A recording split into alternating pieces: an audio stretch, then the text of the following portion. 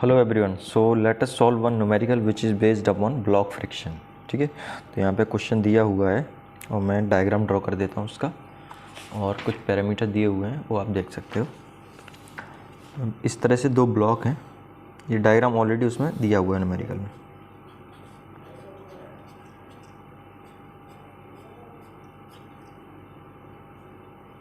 ठीक है, तो यहाँ पे ब्लॉक बी है, ये इस तरह से है, इसके ऊपर जस्ट है ब्लॉक ए। ओके, और ब्लॉक ए को एक स्ट्रिंग से होल्ड कर रखा है यहाँ पे। ठीक है, अब हम इसको रीड करते हैं न्यूमेरिकल में क्या लिखा हुआ है। तो आप देखोगे, अब block being 1.25 kilometre rest over block B. Block A है, इसका वेट दे रखा है 1.25 किलो न्यूटन, ये रेस्ट कर रहा है ब्लॉक बी पे। ब्लॉक बी का वेट दे रखा है 2.5 kilo newton. Block A is tied to ball, ये बॉल है, इससे ब्लॉक ए को टाइट कर रखा है ना। हॉरिजॉन्टल स्ट्रिंग है ये, इसे टाइट कर रखा है। Block B is pulled by a force P, block B को पी फोर्स से पुल कर रहे हैं। The coefficient of friction between A and B, इन दोनों के बीच में जो कोफिशिएंट ऑफ फ्रिक्शन है वो दे रखा है 0.3। ठीक है, और यहाँ पे बिटवीन बी एंड फ्लोर के बीच में जो कोफिशिएंट ऑफ फ्रिक्शन है वो दे रखा है आपको 0.35।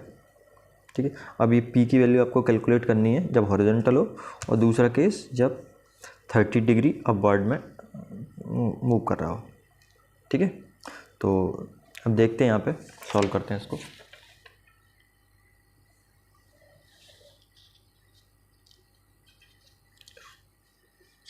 ओके, तो सबसे पहले आप देखो फ्री बॉडी डायग्राम ड्रॉ करते हैं ए का, है ना। अब ये मैं यहाँ पे बना लेता हूँ, ये बॉडी ए है और ये है बॉडी आपका बी।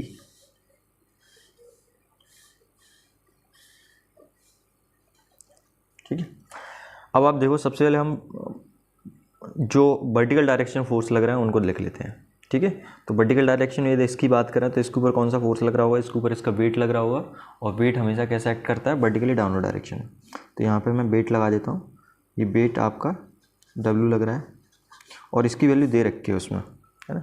इसकी वैल्यू कितनी दे रखी है, इसकी वैल्यू दी है 1.25 किलो न्यूटन। ऑब्वियसली चूँकि ब्लॉक मूव नहीं कर रहा है, तो ये जो सरफेस है बी की सरफेस, ये क्या रिएक्शन ऑफर कर रही होगी, और ये रिएक्शन किसके बराबर होगी, आपका वेट के बराबर होगी। तो यहाँ पे मैं लिख देता हूँ R। ठीक है, R1 लिख देते हैं क्योंकि बाद में ज़रूरत पड़ेगी इसकी, R2। ठीक है, अब हम बात करते हैं इस ब्लॉक की। ठीक है, तो इस ब्लॉक में भी बेसिकली आपका क्या लग रहा होगा, वेट लग रहा होगा। वेट कैसा लगेगा, हमेशा वर्टिकली डाउनवर्ड डायरेक्शन में। ठीक है, लेकिन यदि आप यहाँ पे देखोगे तो इसका वेट तो नीचे लगेगा ही, दूसरा ये जो लग रहा है ये ब्लॉक है, इसका वेट भी यहाँ ट्रांसमिट हो जाएगा। ये वाला ब्लॉक है, इसका वेट भी तो यहाँ ट्रांसमिट हो जाएगा। तो यहाँ पे जो W होगा टोटल, ठीक है, वो कितना हो जाएगा, वो वेट जो डाउनवर्ड डायरेक्शन में इसमें लग रहा होगा वो हो जाएगा वेट ऑफ दिस, मतलब इसका वेट दे रखा है 2.5 प्लस 1.25 किलो न्यूटन। अब इतना वर्टिकल डाउनवर्ड डायरेक्शन में लग रहा है इस ब्लॉक पे। ठीक है, तो ये जो सरफेस है, ये वाली सरफेस, ये क्या इतना ही रिएक्शन ऑफर कर रही होगी। इस रिएक्शन को मैं नाम दे देता हूँ R2। ठीक है, इस रिएक्शन को क्या नाम दे देते हैं, R2 नाम दे दिया मैंने। ठीक है, ये तो वर्टिकल डायरेक्शन हो गई। अब हम बात करते हैं हॉरिजॉन्टल डायरेक्शन में कौन सा फोर्स लग रहा होगा। ठीक है, तो हॉरिजॉन्टल डायरेक्शन में क्या लगेगा, फ्रिक्शन लगेगा, और फ्रिक्शन क्या करता है, रिलेटिव मोशन को अपोज करता है। तो यहाँ पे आपने वो लगा दिया, यहाँ पर आपने फोर्स लगाया, ये सरफेस स्टेशनरी, ये सरफेस स्टेशनरी। जैसे ही आपने यहाँ पे फोर्स लगाया तो ये सरफेस क्या करेगी, इस पर एक अपोजिंग फोर्स लगा देगी इस ब्लॉक के ऊपर। कौन सी वाली, ये वाली सरफेस। ठीक है, तो यहाँ पे एक फ्रिक्शन लगेगा, इसको नाम दे देते हैं F1। ऐसे ही क्या होगा, ये ब्लॉक है तो ये ब्लॉक स्टेशनरी है ना, इससे स्ट्रिंग से टाइट है, तो जैसे ये इस तरह मूव करना चाहेगा तो ये ब्लॉक क्या करेगा, इसके ऊपर ऐसा फोर्स लगा देगा। ब्लॉक ए ब्लॉक बी के ऊपर इस डायरेक्शन फोर्स लगा देगा, इसको नाम देते हैं हम F2। तो फ्रिक्शन फोर्स आ गए। अब हम बात करते हैं ब्लॉक ए के एक स्पेसिफिक केस के बारे में। ठीक है, ब्लॉक ए के स्पेसिफिक केस के बारे में। तो ब्लॉक ए की यदि हम बात करें तो ब्लॉक ए में यहाँ पे स्ट्रिंग है, मैं इसको ऊपर बना देता हूँ। तो सबसे पहले इसका लिख देते हैं यहाँ पे। तो यहाँ पे एक फ्रिक्शन लग रहा होगा F1। ये फ्रिक्शन किस किस के बीच में, between the this surface ground और floor surface and block B.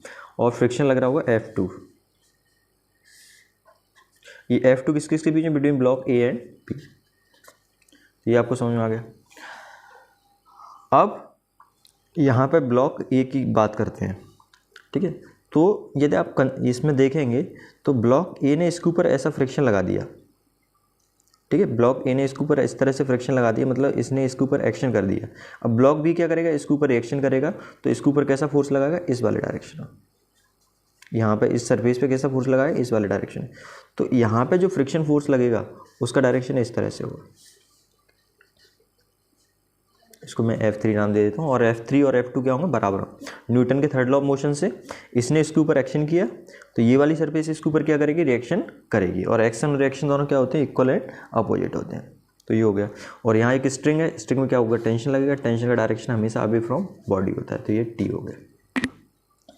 तो ये आपने दोनों का फ्री बॉडी डायग्राम ड्रॉ कर दिया, ठीक है। फ्री बॉडी डायग्राम ड्रॉ कर दिया। अब आपको क्या करना है, सॉल्व करते हैं आप, ठीक है। सॉल्व करेंगे तो यहाँ से मैं इसको सॉल्व करता हूँ। सबसे पहले हम ब्लॉक ए को ही कंसीडर कर लेते हैं, ठीक है। ब्लॉक ए को कंसीडर करेंगे, कंसीडरिंग ब्लॉक ए। ब्लॉक ए को कंसीडर कर लिए। तो ब्लॉक ए को जब आप कंसीडर करेंगे तो उसमें देखेंगे कि ये वर्टिकल डायरेक्शन मूव नहीं कर रहा है और ना ये हॉरिजॉन्टल डायरेक्शन मूव कर रहा है। तो आपका R1 will be equals to W, ठीक है। यदि हम वर्टिकल कंसीडर करें, सिग्मा वी वर्टिकल फोर्सेस का समीशन 0 हो जाएगा। तो R1 इक्वल्स W इक्वल्स कितना हो जाएगा, क्योंकि R1 और W का अलग अलग डायरेक्शन है, तो ये दोनों बराबर होंगे, इसलिए दोनों एक दूसरे को क्या करेंगे, बैलेंस कर देंगे, तभी नेट फोर्स 0 होगा। तो 1.25 किलोमीटर, ठीक है। अब F3 निकालना है, फ्रिक्शन निकालना है। तो यहाँ पे बेसिकली आप देखोगे तो T tension in the string must be equals to friction force F3, ठीक है। टेंशन इन स्ट्रिंग फोर्स 3 के बराबर, क्योंकि हॉरिजॉन्टल डायरेक्शन में मूव नहीं कर रहा है, इसलिए सिग्मा H भी क्या हो जाएगा, 0 हो जाएगा। अब जैसे सिग्मा H 0 हो गया, टेंशन इक्वल्स F3 हो गया। तो अब F3 निकालने का फॉर्मूला होता है, आपने पढ़ा है, F3 इक्वल्स क्या होता है, म्यू आर, है ना। फ्रिक्शन फोर्स निकालने का फॉर्मूला है म्यू इंटू आर। तो यहाँ से यदि आप, मैं डायरेक्ट यहाँ लिख देता हूँ F3 इक्वल्स म्यू आर। तो म्यू की वैल्यू कौन सी लेंगे हम, इन दोनों ब्लॉक के बीच में, इन दोनों के ब्लॉक के बीच में म्यू की वैल्यू 0.3 और यहाँ पे आर की वैल्यू क्या आएगी, 1.25। तो ये कैलकुलेट कर लेते हैं। तो ये आ जाएगा आपका 0.3 इंटू 1.25, तो ये वैल्यू आएगा 0.375, ठीक है। This implies F3 equals 0.375 kilometre, ठीक है। और F3 और F2 क्या बराबर है, ठीक है। अब कंसीडर करते हैं ब्लॉक 2। मैं इनको हेडलाइन कर देता हूँ। देखो ये आपका रिएक्शन आया और यहाँ पे ये फ्रिक्शन फोर्स आ गया। अब आप क्या निकालोगे, अब आप निकालोगे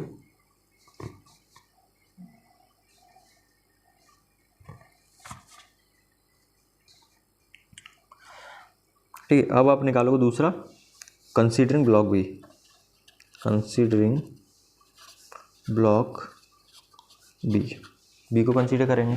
तो बी में भी इक्विलिब्रियम कंसीडर कर रहे हैं, स्टेशनरी है, ठीक है। इक्विलिब्रियम कंसीडर करें तो सिग्मा वी इक्वल्स क्या हो जाएगा, 0 हो जाएगा। तो इसमें ये वर्टिकल डायरेक्शन आप देखोगे तो यहाँ पे वेट एक्ट कर रहा है इतना, है ना। इसको R1 नाम दिया तो हम इसको नाम दे देते हैं R2, ठीक है। तो यहाँ पे भी क्या हो जाएगा, W, और इनको चूँकि डिफ्रेंशिएट करना है तो यहाँ पे इसको W1 नाम दे देते हैं और यहाँ पे W2 नाम दे देते हैं। तो W2 इक्वल्स क्या हो जाएगा, R2 हो जाएगा। इक्वल्स क्या आ जाएगा, 2.5 प्लस 1.25, तो 2.5 प्लस 1.25 3.75, तो ये आ गया 3.75 किलो न्यूटन, ठीक है। 3.75 किलो न्यूटन आ गया। अब हॉरिजॉन्टल फोर्सेस इक्विलिब्रियम कंसीडर करें तो हॉरिजॉन्टल फोर्स का समेशन भी 0 होना चाहिए। तो हॉरिजॉन्टल फोर्स के केस में देखेंगे आपका ये इधर P लग रहा है और इधर ये दोनों फ्रिक्शन लग रहा है। इसका मतलब ये है आपका F1 प्लस F2 must be equals to P, ठीक है। अब F आप निकाल चुके हो, क्या निकाल चुके हैं आप, F2 निकाल चुके हो, है ना। F2 की वैल्यू क्या, F3 और F2 इक्वल है। अब आप निकाल सकते हो F1, ठीक है। तो फ्रिक्शन F इक्वल तो डायरेक्ट फिर दोबारा से म्यू आर लगेगा। तो ये इन दोनों सरफेस के बीच में म्यू की वैल्यू क्या है, 0.35 coefficient of friction into reaction. तो यहाँ पे रिएक्शन कितना ऑफर कर रहा है, ये रिएक्शन आपको ऑफर कर रहा है 3.75, तो इंटू 3.75, ठीक है, 3.75 हो गया। तो यहाँ पे जी ये हम बेसिकली कैलकुलेट कर रहे हैं आपका F1। तो हाँ 3.75 था ही आंसर आपका, इसमें मल्टीप्लाई करते हैं 0.35, तो ये आ गया 1.3125। तो F1 की वैल्यू आ गई 1.3125, ठीक है, किलो न्यूटन। अब ये वैल्यूज यहाँ पे पुटअप करते हैं। तो F1 कितना दिया है आपका, इसमें पुटअप करते हैं, मैं यहाँ डायरेक्ट यहीं पे लिख दे रहा हूँ। तो 1.3125 प्लस F2 की वैल्यू कितनी है, F2 अभी आपने कैलकुलेट किया था 0.375 इक्वल्स P। तो P की वैल्यू यहाँ पे आ जाएगी डायरेक्ट 1.3125 प्लस 0.375, तो ये आ गया 1.6875 किलो न्यूटन, ठीक है। तो ये आपका आंसर आ गया पहले केस का। केस सेकंड कंसीडर करते हैं। केस सेकंड में क्या बोल रहा है कि जो P है, ये P बेसिकली कैसा लगेगा, 30 डिग्री एंगल पे, है ना। ये P यहाँ पे हॉरिजॉन्टल से कितना एंगल बनाएगा, 30 डिग्री एंगल बनाएगा, ठीक है। तो उस केस में आपको फोर्स कैलकुलेट करना है। तो केस सेकंड हो गया। अब इसमें देखेंगे, ये केस सेकंड ये आप बात करोगे तो ब्लॉक ए का जो फ्लूइड डायग्राम वो एज इट इज़ रहेगा, वहाँ पे कोई चेंज नहीं होना। सिर्फ ब्लॉक बी में थोड़े चेंजेस होंगे, है ना। ब्लॉक ए का तो एज इट इज़ रहेगा जैसा था, क्योंकि उसमें कोई वो नहीं हुआ। ब्लॉक बी में क्या होंगे, कुछ चेंजेस होंगे। तो यहाँ पे मैं लिख ले रहा हूँ, for block A there is no change, ठीक है। इसका मतलब आप देखोगे W equals R1 equals 1.25 kilo newton, और फ्रिक्शन जो फोर्स है वो भी लिख लेता हूँ मैं 0.37, कितना आया था देखते हैं, 0.375 किलो न्यूटन, 375 किलो न्यूटन, ये हो गया। अब इसके बाद आपको क्या करना है, ब्लॉक बी देखना है, ब्लॉक बी। तो इसका मैं डायग्राम बना देता हूँ, फ्लूइड डायग्राम को दोबारा से। तो ब्लॉक बी ये रहा, वेट उतना ही एक्ट करेगा नीचे, इन दोनों का वेट का समेशन। तो W इक्वल्स हो जाएगा आपका 2.5 प्लस 1.25, ठीक है। इसके बाद ये आप देखेंगे तो रिएक्शन है, लेकिन आप देखोगे इसमें रिएक्शन के लिए थोड़ा सा चेंजेस होंगे, क्योंकि यहाँ पे जो फोर्स लग रहा है, ये फोर्स लग रहा है ना, ये P है, ये एंगल कितना बना रहा है, थीटा बना रहा है। यहाँ से थीटा मतलब ये 30 डिग्री एंगल बना रहा है ना, 30। तो इसका एक कंपोनेंट इधर लगेगा, ये हो जाएगा P cos 30, और एक कंपोनेंट इसका इस डायरेक्शन में लगेगा, ये हो जाएगा P sin 30, ठीक है। तो इस केस में जो रिएक्शन होगी, तो यहाँ पे रिएक्शन लग रहा होगा, इसका मतलब ये W है, W रिएक्शन के बराबर नहीं होगा, W किसके बराबर होगा, रिएक्शन प्लस P sin 30 के बराबर होगा। तो इसको हम कैलकुलेट करते हैं। तो इसको देखिए, तो है ना, फ्रिक्शन फोर्स की बात करें तो यहाँ पे भी आपका एक फ्रिक्शन फोर्स लग रहा होगा इन दोनों सरफेस के बीच में, और एक फ्रिक्शन यहाँ पे लग रहा होगा। तो ये तो फ्रिक्शन बराबर होगा उसी के, इसको नाम दिया था हमने F2, और सॉरी ये इसका डायरेक्शन ये वाला है, और इसको नाम दिया था हमने F3। अब देखो सबसे पहले यदि आप सिग्मा वी इक्वल्स करेंगे इक्वल 0, तो सिग्मा बी में क्या क्या आ जाएगा आपका, W ये कितना 3.75, ये W है 3.75, ये किसके इक्वल होना चाहिए, ये इक्वल होना चाहिए R प्लस P sin 30, ठीक है, R प्लस P sin 30, ये इक्वेशन 1 हो गई। अब horizontal force sigma H equals zero होना चाहिए। तो सिग्मा एच इक्वल ज़ीरो में क्या क्या आ जाएंगे आपके, ये दोनों फ्रिक्शन फोर्स हैं, F2 प्लस F3, ये किसके बराबर होना चाहिए, P cos 30 के बराबर होना चाहिए, P cos 30 के बराबर होना चाहिए। तो F2 आपको मालूम है, F2 की वैल्यू कितनी है 0.375। अब F3 क्या होगा, mu into R equals P cos 30। अब R की वैल्यू आपको यहाँ पे मालूम नहीं है, ठीक है। तो यहाँ से हम क्या करते हैं, R की वैल्यू निकाल लेते हैं। तो यहाँ से R इक्वल्स क्या आ जाएगा 3.75 माइनस P साइन 30।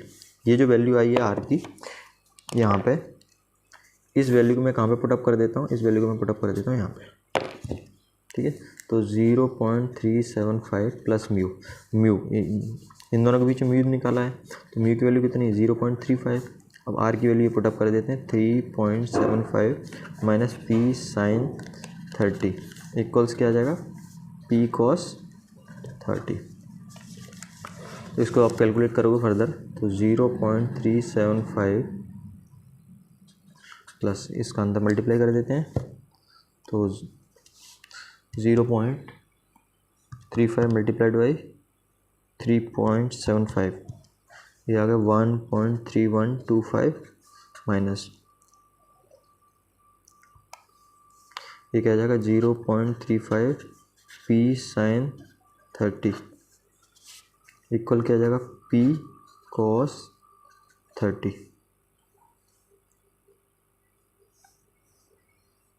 ठीक है, तो अब इसको और फर्दर सॉल्व करते हैं। तो इसको फर्दर सॉल्व करते हैं।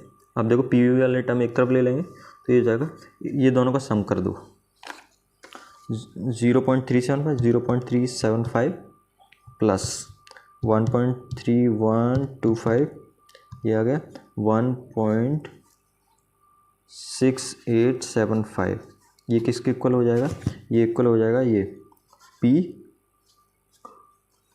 कॉस 30 और इसको इधर भेजोगे तो प्लस 0.35 P साइन 30। ठीक है, तो 1.6875 इक्वल्स P कॉमन ले लो तो इधर क्या आ जाएगा कॉस 30 प्लस 0.35 साइन 30। ठीक है, तो 1.6875 इक्वल्स P रहने दो बाहर, इसके बाद कॉस 30 की वैल्यू तो कॉस 30 ये आ गया 0.86 प्लस 0.35 इंटू साइन 30 ये आ गया 0.175। तो यहाँ से 1.6875 इक्वल्स P, इसमें प्लस करना है आपको 0.86 तो आ गया 1.035। तो P इक्वल्स आ जाएगा ये 1.6875 डिवाइडेड बाई आंसर, मतलब ये आ गया 1.63 किलो मीटर। तो ये P की वैल्यू आपकी आ गई।